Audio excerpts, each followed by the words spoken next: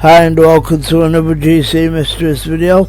This time we are looking at the British Airways Flight 5390. Okay, so this flight was a miracle flight. Now, if you are a fan of air crash investigation, you will know this flight very well.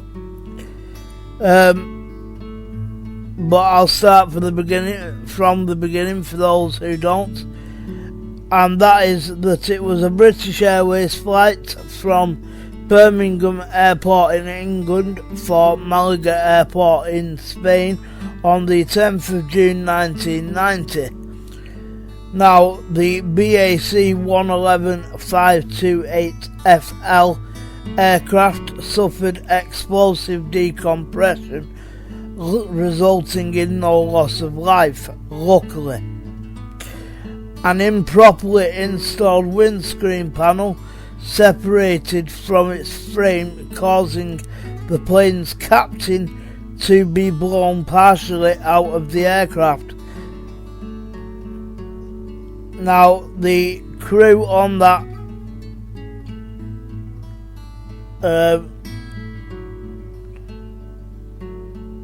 or at least the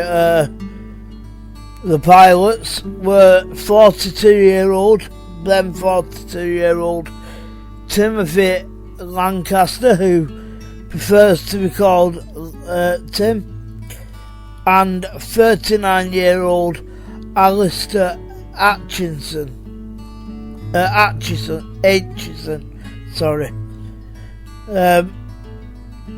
Now, they were quite experienced. So Atchison handled a routine takeoff at 8:20 local time, 7:20 Spain time, and then handed control to Tim as the plane continued to climb. Both pilots released their shoulder harnesses and Tim loosened his lap belt.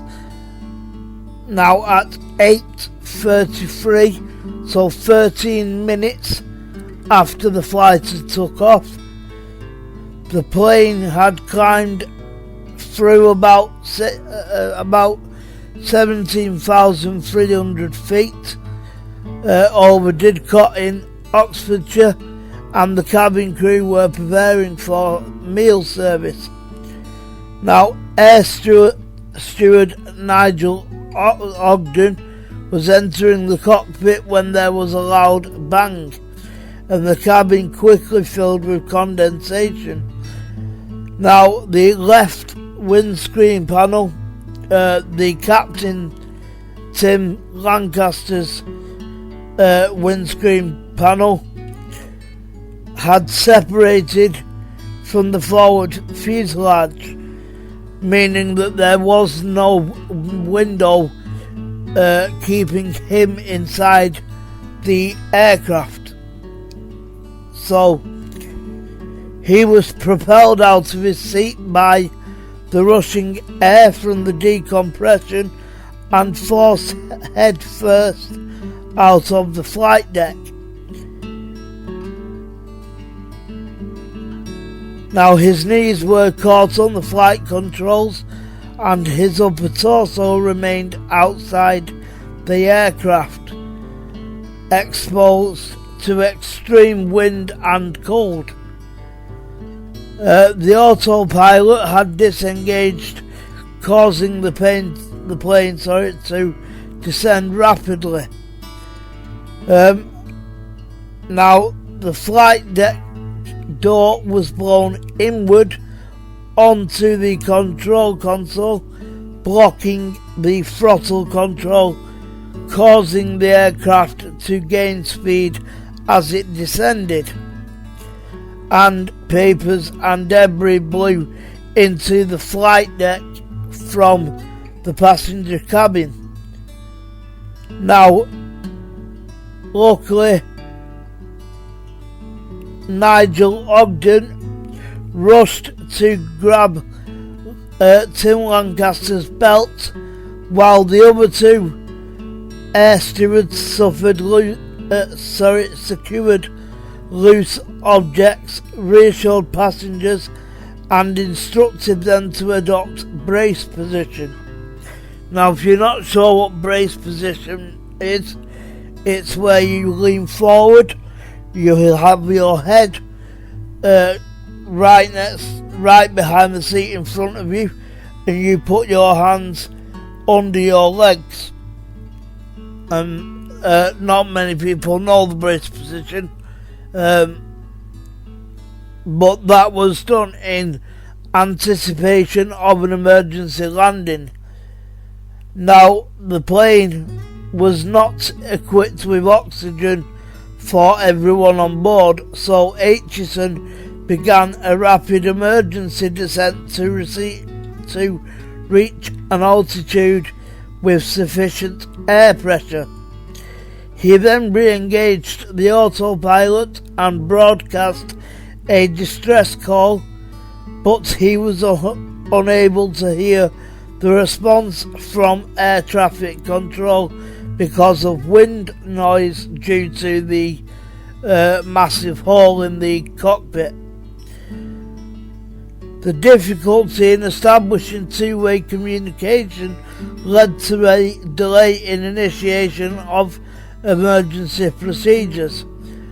Ogden, still holding on to Lancaster, was now developing frostbite and exhaustion, so Chief Steward John Eward and Air Steward Simon Rogers took over the task of holding on to the captain. By this time, Lancaster had shifted several inches further outside, and his head was repeatedly striking on the side of the fuselage. Now, the crew believed him to be dead, but Aitchison told the others to continue it on to holding him, out of fear that letting go of him might cause him to strike the left wing engine or horizontal stabilizer, potentially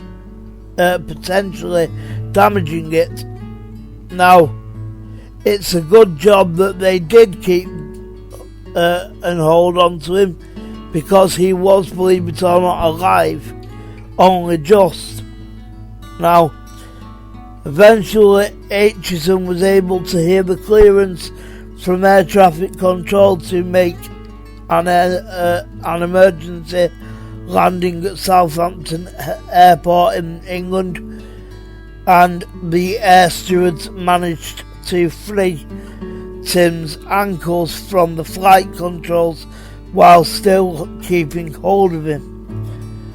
Now, at 8:55 local time, 7:55 Spain time, the aircraft landed at Southampton and the passengers disembarked using boarding steps. Luckily, Tim survived with frostbite, bruising, shock and fractures to his right arm, left thumb and right wrist.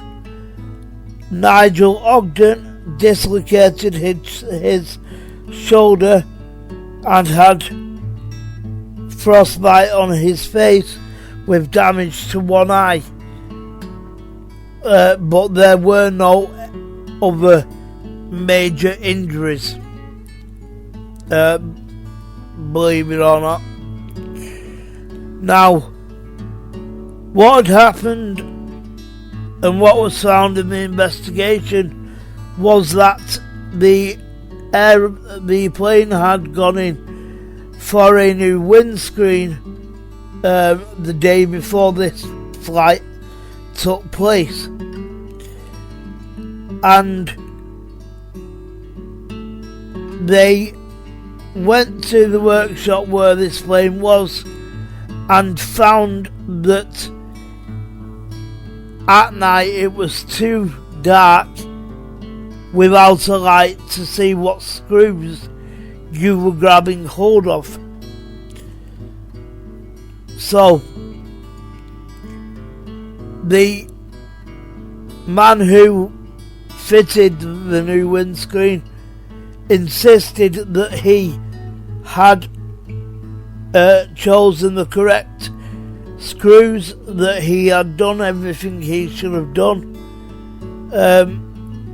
and that it, no fault for this, no fault of it was his.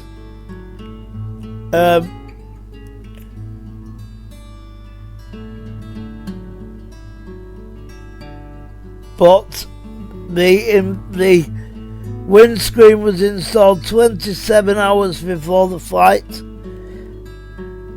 and 84 of the bolts used were 0.026 inches or 0.66 millimeters too small in diameter, meaning they weren't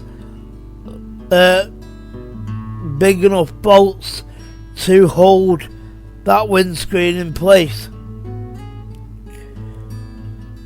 The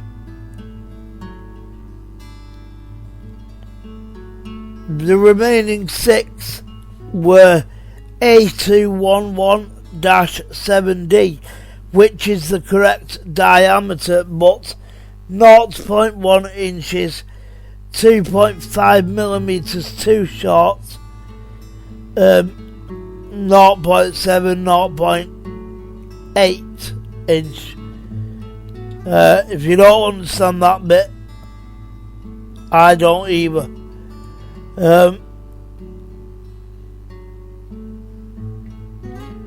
But these bolts were replaced by the shift maintenance manager on a like-for-like basis without reference, which means basically he had 2 bolts, an old bolt and a new bolt, and because it was dark, he put them side by side, and he thought that he had the right bolt, but he didn't.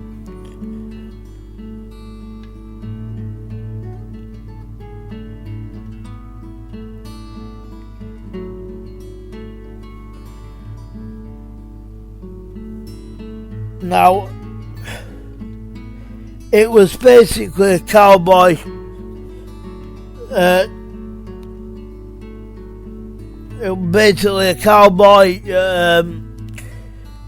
refit, and they just wanted to get it out of the way.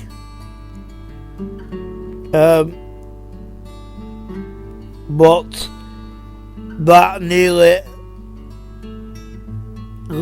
cost the Captain Tim Lancaster and others their lives, and if it had, it would have been blood on their hands. Now, investigators found that the shift maintenance manager responsible for installing the incorrect bolts had failed to follow British Airways policies. They recommended that the CAA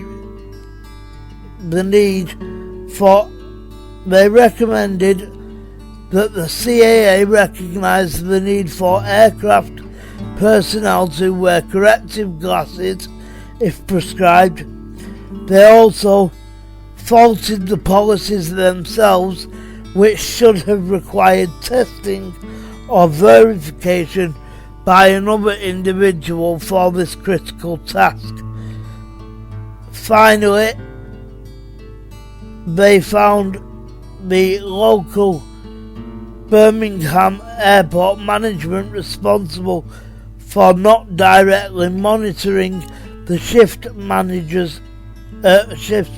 maintenance managers' working practices. but he could have very well died. Now, the first officer, Alistair Aitchison, and cabin crew members Susan Gibbons and Nigel Ogden were awarded the Queen's Commendation for valuable service in the air. Ogden's name was erroneously missed from the published supplement. Aitchison was awarded a 1992 Polaris Award for his ability and heroism, and the captain, after a long while recovering, did go back to flying, but some of his crew members unfortunately did not. But if you want to find out anything more about this, then just search British Airways Flight 5390 in all the usual places, and you should find exactly what you're looking for. Thank you for watching this GC Mysteries video. If you liked it, please like, subscribe and click the notification bell. If you can, support us on Patreon at patreon.com/GC Mysteries. See us on Facebook and Twitter, GC Mysteries, and bye bye for now.